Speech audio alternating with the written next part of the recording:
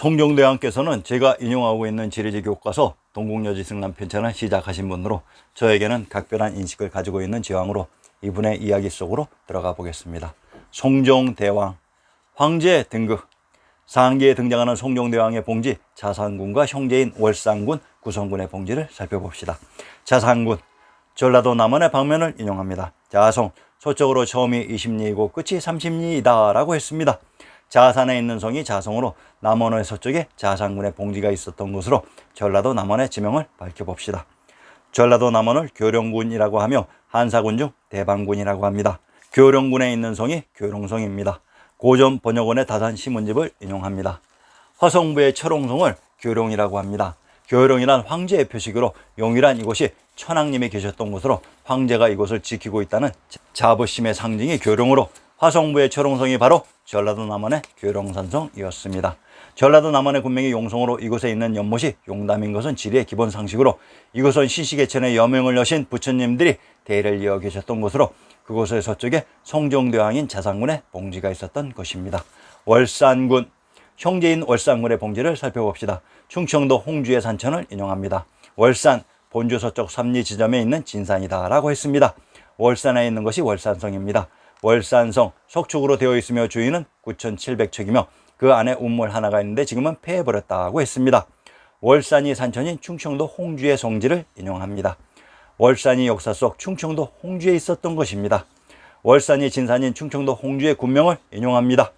홍주의 군명 안평은 안평대군의 봉지이며 평안도 안주와 동일한 지명이며 함경도 고원의 군명 고주는 천부가 있었던 열고여산의 고향으로 이곳이 화산이라고 합니다. 고향이 역사 속 신시계천의 무대 천부가 있었던 곳의 지명으로 충청도 홍주의 군명 안평은 안주와 동일한 지명을 다르게 표시하는 방식입니다. 평안도 안주의 부르를 인용합니다. 천왕사 성안에 있다고 했습니다. 평안도 안주의 성안에 천왕님이 계셨던 천왕사가 있었던 것입니다. 자, 월산에 있는 성이 월성인 것은 지리의 기본 상식입니다. 경상도 경주의 군명을 동경 월성이라고 합니다. 바로 신시계천의 무대 천왕님이 계셨던 탕구루의 터인 탕구투가 경주로 송정대왕과 형제인 월산군이 서로 가까이에서 봉지를 가지고 있었습니다. 구성군, 경산도 단성의 군명 적촌 단읍이 바로 삼국지 적벽대전의 무대 단양이었던 것으로 귀성이란 하우인 김수랑의 무대 구지로 이곳이 신시계천의 무대 천부가 있었던 무릉돈이었던 것으로 무주에 있는 능침이 무릉으로 무주란 속세의 무력이 통했던 왕부가 있는 곳의 지명이기도 합니다. 경국대전, 상기의 명칭 중 성균관과 용산, 두모포의 지명을 살펴보겠습니다. 성균관, 신증동국 여지 승남 경도의 신증국도를 인용합니다. 성균관이 경도인 서울에 있었다고 했습니다. 경도의 신증을 추가로 인용합니다. 성균관이 확실히 경도인 서울에 있었다고 했습니다. 그러면 개성부의 학교를 인용합니다. 성균관 탄현문 안에 있다고 했습니다. 자, 이번에는 성균관이 경도에 있다가 개성에 있었다고 합니다. 이것이 역사의 비밀로 신시계천의 무대가 서울인 경도로 이것이 또한 개천의 무대 개성 개경이었던 것입니다. 성균관이 탄현문 안에 있다고 했습니다. 그러면 탄현의 지명을 살펴봅시다. 충청도 부여현의 형성을 인용합니다. 탄현 백강이라고 합니다. 부여란 부도가 있었던 부리의 국내성이 있었던 곳으로 이곳에 탄현과 기벌포인 백강이 가까이 있었던 곳으로 백강은 박터인 백주에 흐른 강이기도 합니다. 국내성이 있었던 곳이 박터였습니다. 충청도 탄현의 산천을 인용합니다. 탄현 현 동쪽 14리에 있는데 공주와의 경계이다 라고 했습니다. 성균관이 탄현문 안에 있었는데 그곳이 바로 공주와 붙어 있었던 경계라는 말로 그러면 공주를 살펴보면 성균관이 있었던 곳의 비밀을 풀어볼 수 있을 것입니다. 충청도 공주와 경상도 웅천은 웅천의 국명이 중복되는 동일한 지명으로 충청도 공주의 봉수를 인용합니다. 충청도 공주의 월성산 봉수는 경상도 경주의 군명이 월성으로 공주와 경주는 아주 밀접한 지명이었던 것입니다. 충청도 공주의 노정을 인용합니다. 금강로, 금강남쪽 언덕에 있다고 했습니다. 비단금자의 금강금도 금성은 초계 지명이라고 이미 밝혀들었습니다. 성균관이 경도인 개성에 있었던 것입니다. 용산, 두모포, 우선 용산의 지명부터 살펴봅시다. 경도의 산천을 인용합니다. 금수봉은 평양의 진산 금수산으로 이것이 서울의 용산과 접하였다고 합니다. 도저히 현재의 지리적인 감각으로는 상상이 되지 않는 장면이나 실제는 평양에 가까운 곳이 경도였던 것으로 이를 입증해 보겠습니다. 신증동국 여지 승남 경도의 신증국도를 인용합니다. 서울의 용산을 구룡산이라고 하며 노양산이라고도 합니다. 평안도 평양의 산천을 인용합니다. 용산인 노양산이 있었던 노양이란 제후국 노나라로 이곳의 지명을 밝혀보겠습니다. 충청도 이산의 산천과 군명을 인용합니다. 노산이란 이곳이 제후국 노나라가 있었던 곳으로 노산을 성산이라고 합니다. 성산이란 단순히 성이 있는 산을 지칭하는 일반 명사가 아니라 오직 하나뿐인 고유 명사입니다. 평안도 성천의 군명을 비류 절번부여 성주라고 합니다. 성주에 있는 지명이 성산으로 평안도 성천이란 촉의 지명인 성도에 흐른 하천이 촉의 지명이라고 했습니다. 이제 두모포의 지명도 살펴봅시다. 경도의 문직공서를 인용합니다. 동빙고가 두모포에 있었다고 합니다. 한성부의 산천을 인용합니다. 두모포, 도송 동남쪽 심리 지점에 있는데 동호라고 한다고 했습니다. 두모포를 동호라고 합니다. 정조대왕의 문집 홍제전수의 일부를 인용합니다. 인평대군의 범주 동호도를 열람하고 마침내 그 운에 따라 지었다. 인주의 셋째 아들 인평대군이 시와 그림에 능해서 해지의 동쪽편에 있는 동호의 그림을 정조가 보고 그 그림에 같이 써놓았던 시에 운을 맞추었습니다. 동호가 인평대군이나 정조에게 상당히 중요한 무대였나 봅니다. 정조대왕의 무대 홍제전서는 화성이라고 했습니다. 두모포인 동호가 화성에 있었던 것입니다. 인평대군이란 인평이라는 땅을 봉지로 가지고 있었던 것으로 그곳에서 아주 가까운 곳에 동호가 보였던 것으로 인평과 인주는 동일한 지명을 다르게 표시하는 방식입니다. 평안도 의주의 고적을 인용합니다.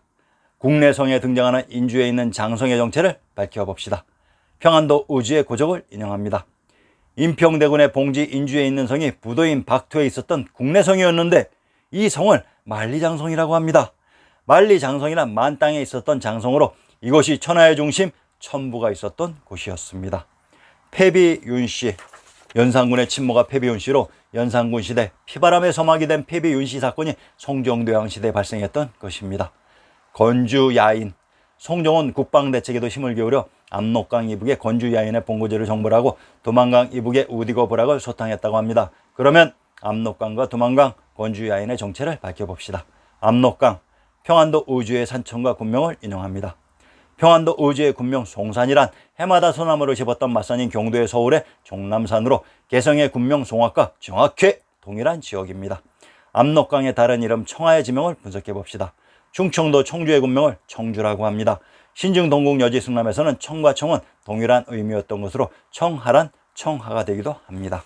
상기는 청하 양양 익주와 익현의 군명이 중복되는 동일한 지역으로 청하란 청주에 있는 하천으로 천부가 있었던 곳의 지명이라고 했습니다. 역사 속의 압록강을 천부가 있었던 아르 아무르 야르의 알탄인 부두에 흐른 강이 압록강으로 부처님이 돌아가신 열반강이며 강수라고도 했습니다. 역사 속의 압록강은 경도인 서울에 있었습니다. 이 강수가 지명 이입된 곳이 현 인도의 겐지스강이었습니다. 두만강, 경도의 단묘를 인용합니다. 두만강은 경원에 있다고 했습니다. 함경도 경흥 경원의 군명 공주 공성은 공씨가 개출된 노나라의 곡부로 바로 신시개천의 무대 천왕님이 계셨던 곳이며 이것이 역사 속의 파촉으로 경주였던 것입니다. 이곳에 두만강이 있었다고 합니다. 두만강 역시 경도인 서울에 있었습니다. 함경도 경원의 산천을 인용합니다. 여진 말로는 만을 두만이라고 했단다. 그러면 만의 지명을 밝히면 두만강의 정체가 드러날 것입니다. 평안도 귀성의 군명을 만년귀지라고 합니다. 귀성이 만땅으로 이곳에 있었던 성이 국내성인 만리장성이라고 했습니다. 함경도 경원의 산천에서 두만강이 지나갔다고 하는 암옥화가 바로 아무르인 압록강입니다. 그러면 압록강과 두만강은 동일한 강이었는데 다르게 불렀다는 논증이기도 합니다. 함경도 회령의 산천을 인용합니다. 풍산천이 알목하라고 했는데 알목하는 압록강으로 압록강이 두만강으로 들어간다고 합니다.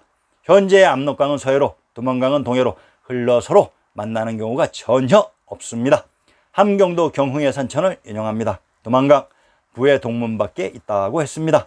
경흥의 군명이 공성으로 이곳이 바로 경주인 곡부로 두만강에 흘렀다고 하는 지역이 신시개천의 무대 천부가 있었던 곳으로 공교롭게도 압록강이 흘렀던 지역과 정확히 중복되는 것으로 압록강이 바로 두만강이었는데 현재의 백두산을 지명 이입하면서 서쪽과 동쪽으로 두 개의 강이 상반되게 흘러가니 서쪽은 아무르인 압록강으로 동쪽은 두만강으로 지명 이입했던 것 같습니다.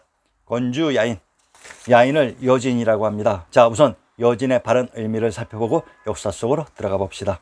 여진은 천하의 중심 천부가 있었던 요양과 압록강에 있었던 사람인 요인 아랄의 주변 사람을 의미하는 라오인이라는 말입니다. 아랄, 야르, 알루, 요라는 말은 결국 스키타이 아리안이라는 말이었습니다. 여진이란 역사를 조작한 세력인 현 일본말로 진을 사람이라고 합니다. 조선인을 조센진이라고 합니다. 여진이란 바로 여인인 고려인이었습니다. 건주에 있는 능어가 권능으로 경기도 수원도 어부의 능어를 인용합니다. 권능, 화산의 남쪽인데 정종대왕의 능이다 라고 했습니다. 촉을 현 중국어로 수휴라고 발음합니다. 신시계천의 무대 천부가 있었던 곳이 물의 근원인 수원이기도 합니다. 권능이 이곳에 있었다는 것은 역사 속 수원이 건주이기도 합니다. 남조인 동진, 송제, 양진의 수도는 건업, 건강으로 이곳이 건주이기도 합니다. 이곳이 어느 곳이었는지 밝혀봅시다. 고전 번역원의 다산 시문집을 인용합니다.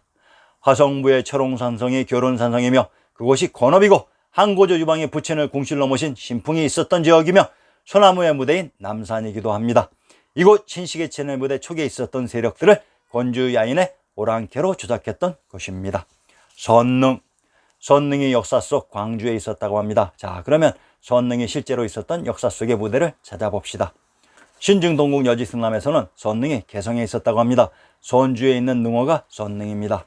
평안도 선천의 군명이 선주로 강원도 통천과 평안도 선천은 통주의 군명이 중복되는 동일한 지명으로 강원도 통천의 군명 금내, 금양, 금나는 천부가 있었던 금땅의 지명으로 경도인 서울 개성인 촉에 무덤이 있었는데 현재의 강주가 한강 남쪽에 지명 이입되면서 강남의 송정대왕의 선릉에 위치되었던 것입니다. 역사 속 광주는 경도인 서울의 촉에 있었던 지명입니다. 다음 회에서는 연산군과 중종을 밝혀드리겠습니다. 많은 관심과 구독 부탁드립니다. 감사합니다.